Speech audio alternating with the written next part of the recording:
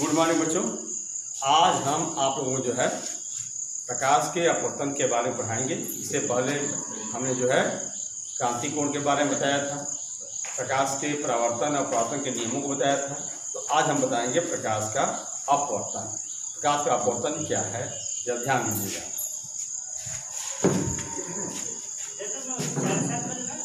हाँ, प्रकाश का अपवर्तन।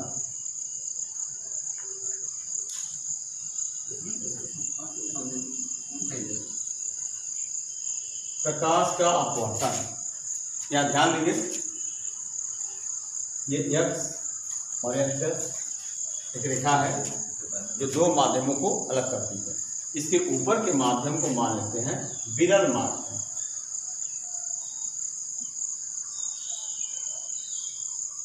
और नीचे के माध्यम को मान लेते हैं सघन माध्यम।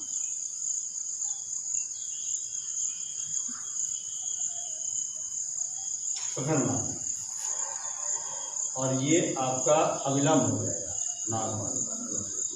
तो जब प्रकाश की किरण एक माध्यम से दूसरे माध्यम में प्रवेश करती है तो वह अपने मार्ग से मुड़ जाती है, विचलित हो जाती है। इस घटना को जो है प्रकाश का अपवर्तन कहते हैं। कहने का मतलब यह है कि कोई प्रकाश की किरण एक माध्यम से दूसरे माध्यम में प्रवेश करती है तब अपने मार्ग से विचलित हो जाती है। इस घटना को प्रकाश का अपवर्तन कहते हैं। इसके बाद आएगा आपको प्रकाश के अपवर्तन के नियम। तो प्रकाश के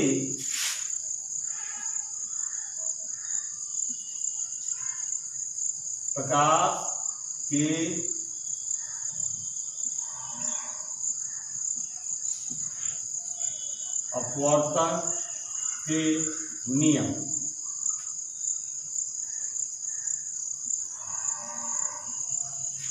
प्रकाश के अपवर्तन के यहाँ पर जो है दो नियम हैं, ध्यान से देखिएगा। यहाँ पर आपको जो है यहाँ पर ये मालूम हो जाएगा कि प्रकाश के अपवर्तन के क्या नियम हैं।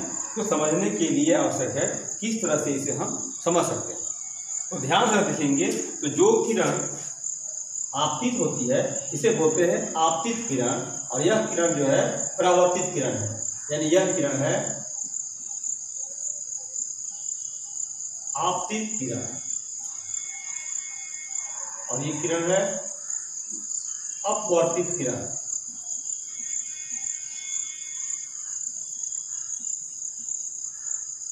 अधिकांश बच्चे कंफ्यूजन पैदा जाते हैं। जो किरण नीचे की ओर आती है वह आपतित कहलाती है, और जो वापस जाती है वह परावर्तित कहलाती है। लेकिन यहाँ क्या हो रही है, किरण जो है एक माध्यम से दूसरे माध्यम में निकल जाती है। इस किरण को बोलते हैं अपवर्तित किरण।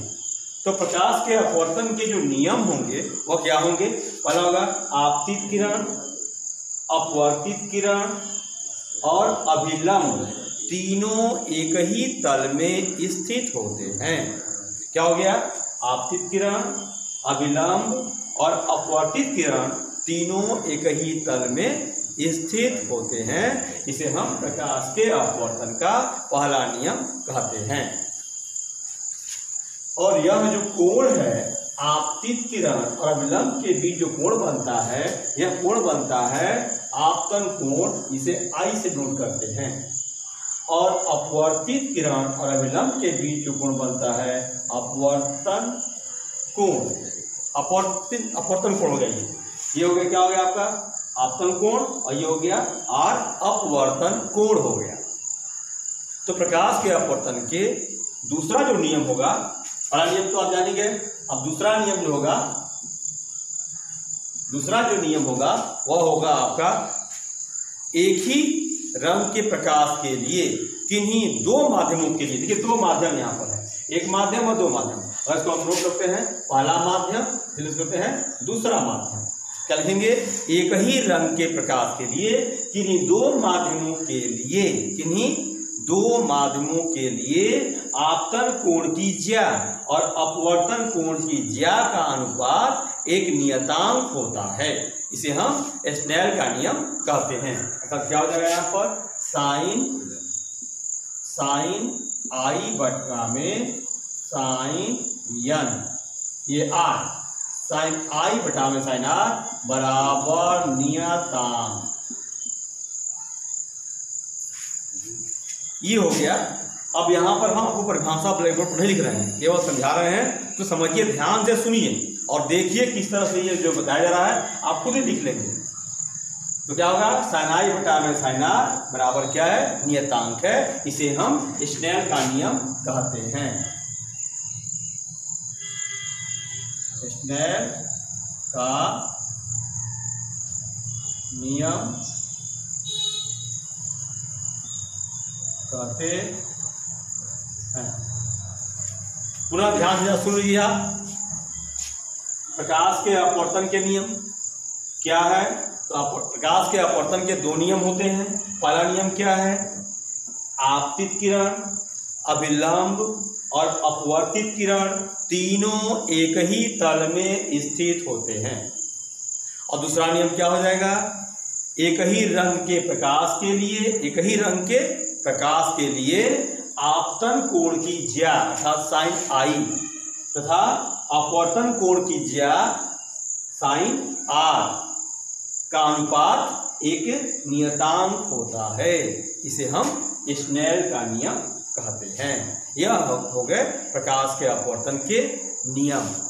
इसके बाद हमको बताते हैं पूर्ण आंतरिक परावर्तन।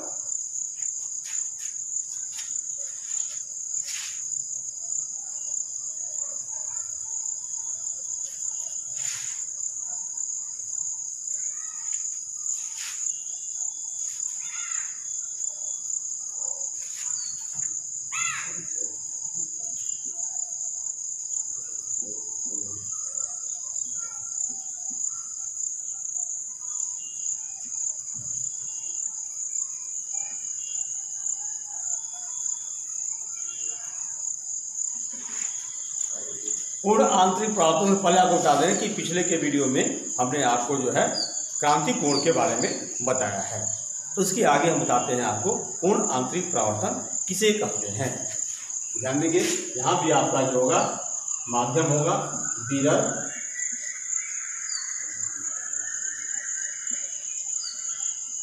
माध्यम और ये हो गया आपका सघन माध्यम।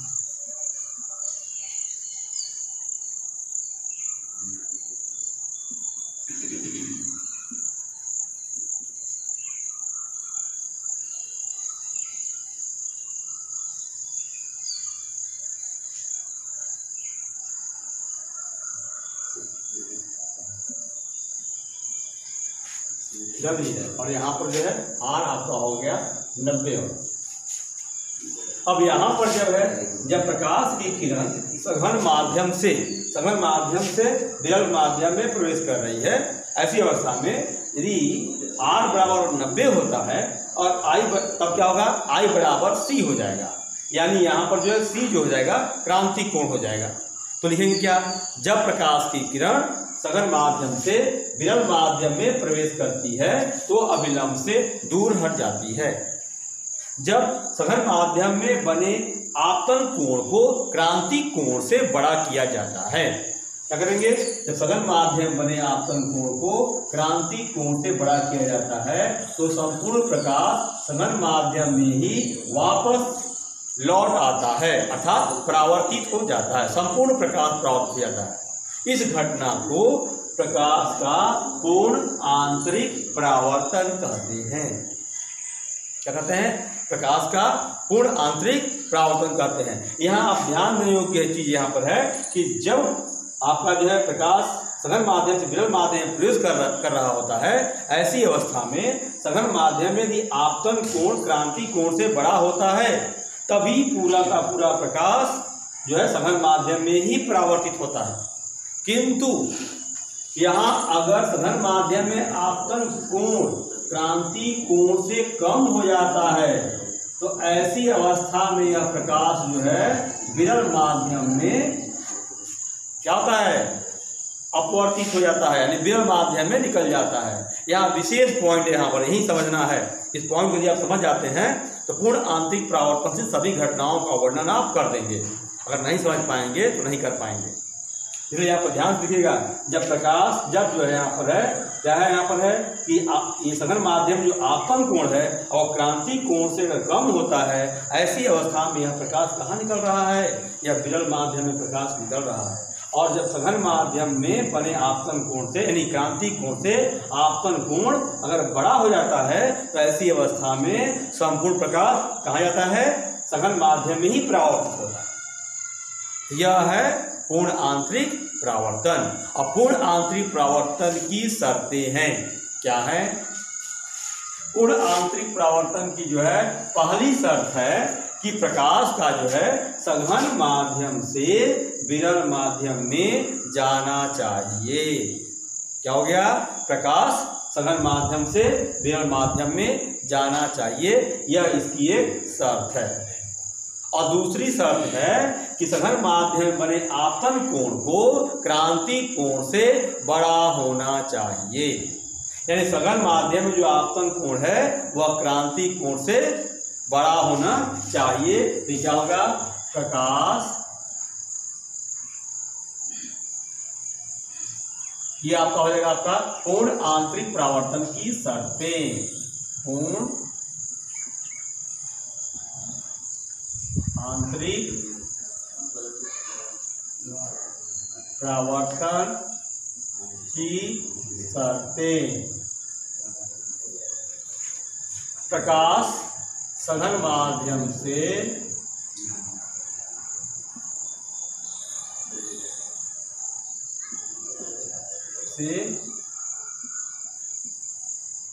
विरल माध्यम में जाना चाहिए।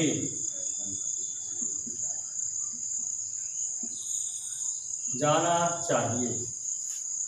और दूसरा हो जाएगा आपका सघन माध्यम में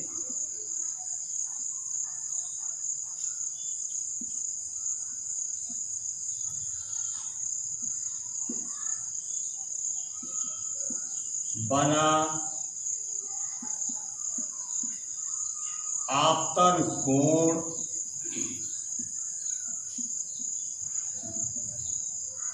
क्रांति कोण से बड़ा होना चाहिए। ये जो है दो शर्तें हैं। अब हम आपको बताएंगे पूर्ण आंतरिक परावर्तन की पर आधारित घटनाएं, यानी पूर्ण आंतरिक परावर्तन पर कौन कौन सी घटनाएं आधारित हैं, फिर आप ध्यान से देखेंगे।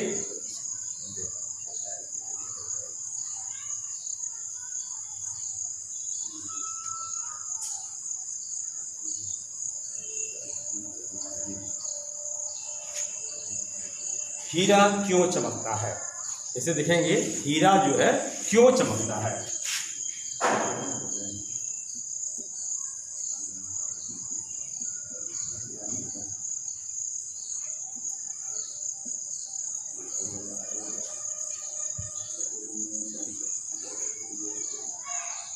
हीरा क्यों चमकता है? देखिए हीरा क्यों चमकता है, यह पूर्ण आंतरिक परावर्तन पर ही आधारित घटना है। इसका चमकने का कारण है। अब यहाँ एक ही बात आपको ध्यान देना यहाँ पर है कि अभी बताया गया है पूर्ण आंतरिक परावर्तन में कि जब जो है सघन माध्यम में जो आपतन कोण क्रांति कोण से बड़ा होता है, संपूर्ण प्रकाश सघन माध्यम में प्रवेश करता है, यानी सघन माध्यम में रह जाएगा। और जब क्रांति कोण से आपतन कोण क्या होता है, छोटा होता है, तो प्रकाश कहाँ निकल जाता है, विरल माध्यम निकल जाता है बाहर। तो हीरा में क्या है, हीरे की बनावट जो है कुछ यानी विशेष प्रकार से तराशी गई होती है।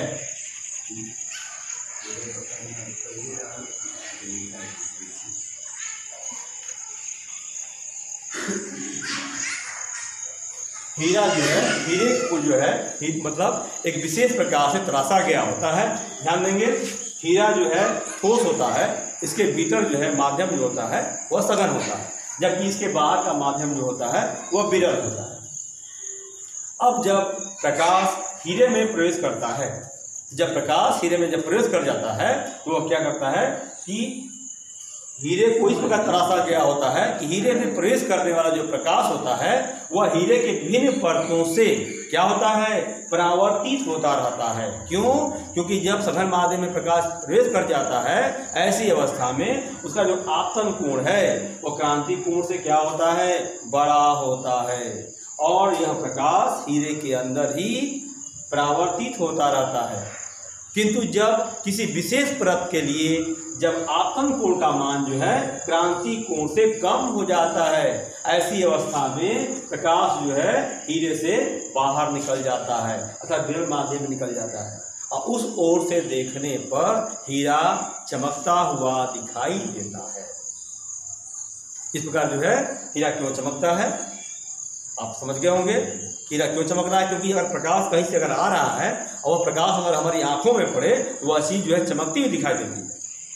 इस प्रकार हीरे में प्रवेश करने वाला प्रकाश जो है कुछ ही दिशाओं से बाहर निकलता है, और उस दिशा में जब हम देखते हैं तो हीरा चमकता हुआ दिखाई देता है।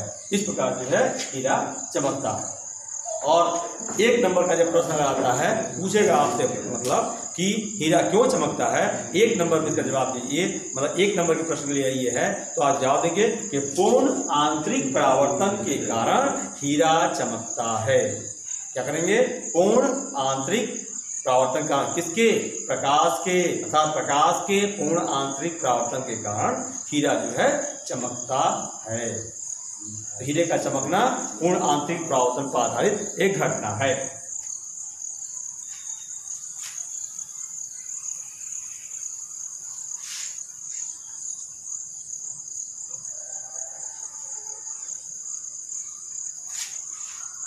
अब हम कुछ आप देखेंगे, ध्यान देखेंगे, मृग मरीचिका, मृग मरीचिका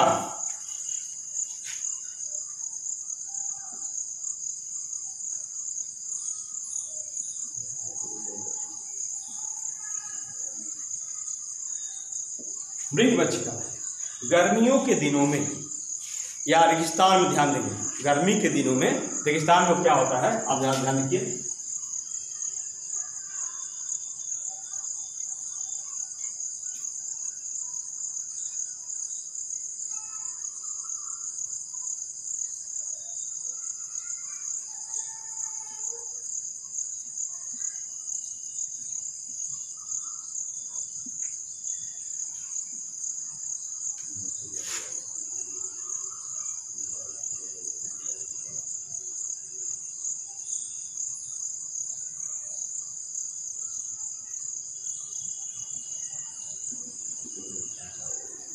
अब गर्मी के दिनों अगर मान लीजिए आपका ये वृक्ष है, वृक्ष गर्मी के दिनों में क्या होता है कि जमीन भूमि जो बालू होता है, रेत होती है, और शीघ्र ही जो है गर्म हो जाती है, और गर्म होने के बाद हवा हल्की हो जाती है, और जब वह हल्की होती है तो वह ऊपर उठने लगती है। जब हवा ऊपर हो जाती है तो नीचे का माध्यम विरल हो जाता है और ऊपर का माध्यम जो है सघन हो जाता है। ये लाइनें दिख रहे हैं जो पास में है, ये सघन माध्यम को ही दर्शाती है, और जो लाइनें दूर दूर है वह विरल माध्यम को दर्शाती है। तब पेड़ से चलने वाला प्रकाश, पेड़ से जो चलने वाला प्रकाश है वह सघन माध्यम से विरल माध्यम में प्रवेश करता जाता है, सघन माध्यम से विरल माध्यम में प्रवेश कर जाता है। तो आपको पता होना चाहिए, पता है कि जब प्रकाश सघन माध्यम से विरल माध्यम में प्रवेश करती है तब अविलंब से दूर हटती है। ऐसी अवस्था में यह प्रकाश की किरण अविलंब से दूर हटती जाती है, और जब किसी विशेष परत के लिए आपतन कोण का मान क्रांति कोण से अधिक हो जाता है, ऐसी अवस्था में जो प्रकाश होता है सघन माध्यम में ही वापस चला जाता है, यानी मुड़ जाता है। और जब यह प्रकाश किसी यात्री के आंखों में जब पहुंचता है, जब प्रकाश जो है यात्री की आंखों में पहुंचता है, यह प्रकाश जो है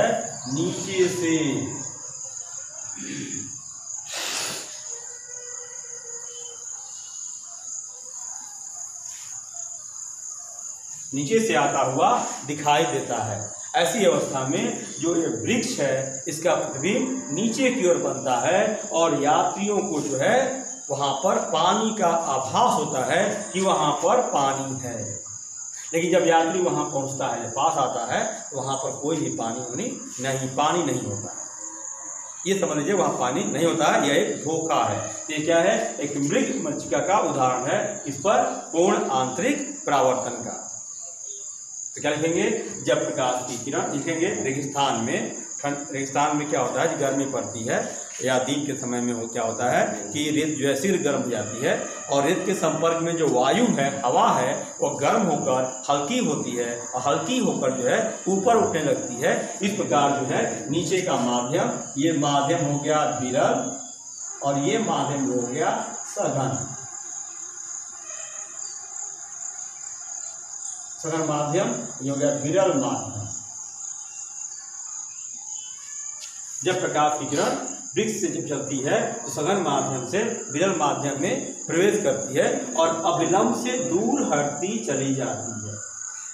एक विशेष परत के लिए जब आपतन कोण का मान क्रांति कोण से अधिक हो जाता है, ऐसी अवस्था में जो प्रकाश है वो सघन माध्यम में ही परावर्तित होने लगता है और वह नीचे से आता हुआ प्रतीत होता है और वृक्ष की जो प्रतिबिंब है वो नीचे की ओर बनता है। इससे यात्रियों को आभास होता है कि वहाँ पर जल है, पानी है या तालाब है।